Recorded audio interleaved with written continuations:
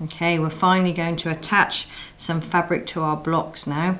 So all those white pieces that you cut out, you're going to place on the back of your violin, making sure that they are right sides up. So this is the right side of my fabric and the wrong side of the violin. So my numbers and my drawing is this side.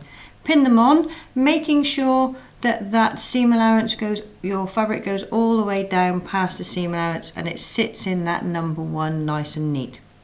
Okay, once you've done that, the next thing you're going to do is you're going to sew 1/4 of an inch away from the line where the number 1 is into number 2. Can you see my line of stitching there?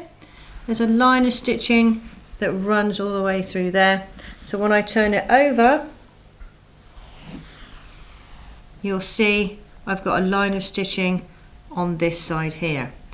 Now you might be saying, well, why are you doing that? Normally we just tack it. Well, that's because when we start attaching our fabric to it, we're going to use that line as a seam allowance. So my line is along here, underneath here, and at where that line is that we've already sewn, I'm going to place my strip of fabric and I'm going to then sew along this line here on the back. Can you see now I've perfectly sewn 1/4 of an inch seam.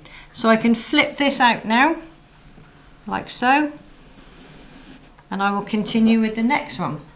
So the next one, so here, this is my first one placed down and ironed out, and now I continue with different sizes, sewing my 1/4 inch seam and flipping them out all the way until my section is completely filled. Can you see? They just keep going and growing. See, so this section now is completely filled with all different sizes and different sections.